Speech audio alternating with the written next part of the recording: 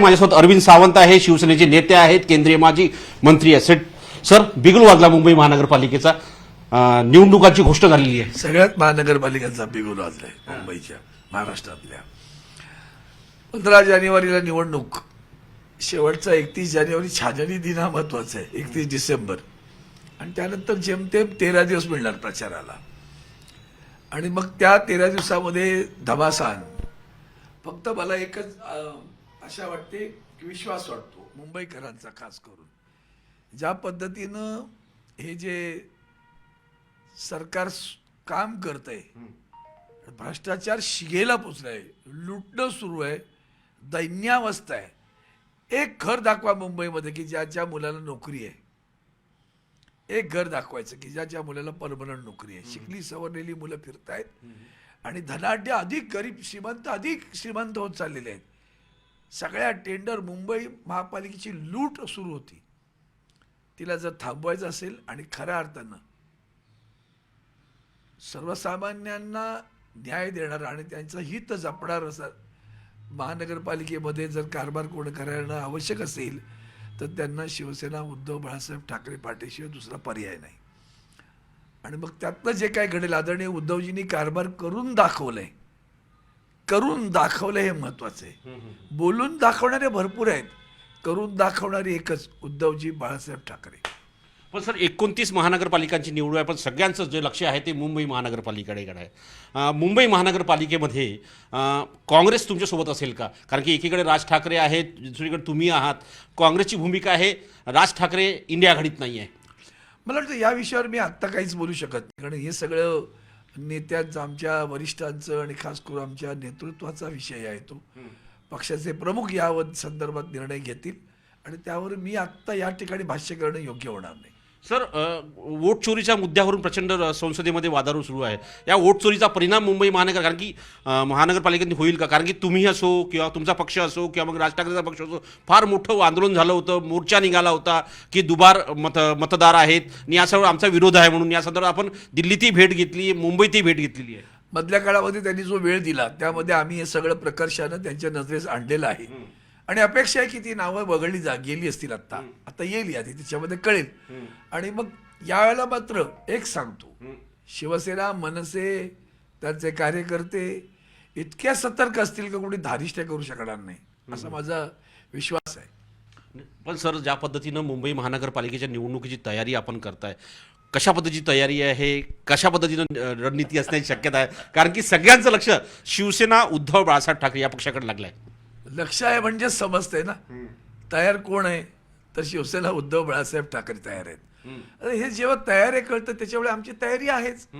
आणि आमचे एक तर पहिली गोष्ट, महानगरपालिकेमध्ये जवळजवळ 1985 पासून सतत सत्ता आहे शिवसेनेची आणि इतका उत्तम कारभार केलेला. म्हणजे मी आज तुम्ही संधी दिलीत म्हणून 2 विषय महत्त्वपूर्ण सांगतो.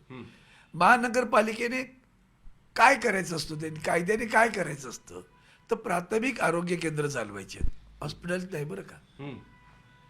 मुंबई महानगरपालिकेने अशी काही हॉस्पिटल चालू की सुपर स्पेशालिटी हॉस्पिटलचा जो प्रकार आहे तो मुंबई महानगरपालिकेने केला, अनेकांचे जीव वाचवले. उलट एक आणखीन इस्पितळ त्यांच्याच कारकिर्दीत जोगेश्वरीला सुरू केलं, त्याचं नाव आहे वंदनीय हिंदू हृदय सम्राट बाळासाहेब ठाकरे हॉस्पिटल. तिथंही निव्वळ हॉस्पिटल सुरू नाही केलं तर कॉलेजही सुरू केलं, मेडिकल कॉलेज. आणि म्हणून या सगळ्या ज्या गोष्टी आहेत त्या लक्षात घेतल्या पाहिजेत. कोविडमध्ये कसे प्राण वाचवले ते लक्षात घेतलं पाहिजे. मुंबई शहराला पाणी कुठून मिळतं, तो पाणी देणारं अधिकचं जे धरण आहे ते राज्य सरकारने नाही बनवलं, त्या आदरणीय उद्धवजींच्या मार्गदर्शनाने मुंबई महानगरपालिकेने बनवलं. कोस्टल रोडचा गाजावाजा करतायत, त्याचा पाया रचणारे उद्धवजी बाळासाहेब ठाकरे, ते लक्षात घ्या. आणि म्हणून मुंबई हा सगळ्याचा आणखीन महत्त्वाचा मुद्दा आहे. हा झाला कामाचा बाब, पण मराठी पण मुंबईचं जपायचं असेल आणि 106 हुतात्म्यांना खऱ्या अर्थानं श्रद्धांजली अर्पित करायची असेल, त्यांचा अभिमान बाळगायचा असेल तर तिथं आपला भगवा तेजानं फडकवण्याची गरज आहे. आणि तो मुंबईकर आणि मराठी माणूस फडकल्याशिवाय राहणार नाही. पण सर, तुम्ही दावा करताय की ज्या पद्धतीनं शिवसेना उद्धव बाळासाहेब ठाकरे पक्ष तयार आहे, पण ज्या शिवसेनेमध्ये 2 गट पडले आणि चर्चा अशी आहे की भारतीय जनता पक्षाने 2 गट केले, त्या दुसऱ्या गटाला कसं सांभाळणार तुम्ही? काय सांभाळायचा प्रश्न लोकांना कळतं ना, लोकांनी त्यांना गद्दार म्हटलं ना. सांभाळण्यापेक्षा त्याची लढाई कशी असते तुमची? लढाई सांभाळायचं काय, लढाईला आम्ही जेव्हा रणांगणात उतरतो तर लढाई होणारच ना. मुळात ते लाचार आहेत. महाराष्ट्राचा स्वाभिमान ज्यांनी घाण ठेवला त्यांना काय बोलायचं. तेव्हा लाचारांनी लोकांना समजलं पाहिजे हे आले काय आणि गेले काय, यांना अस्तित्व काय असणार तिथे. करते करबी ते दिल्लीत आहेत, हे कळसूत्री बावल्यासारखे नाचत राहणार त्यांच्या दोऱ्यावर. महाराष्ट्राचा स्वाभिमान नाही राहणार तिथं, मुंबईचं अस्तित्व नाही राहणार तिथं.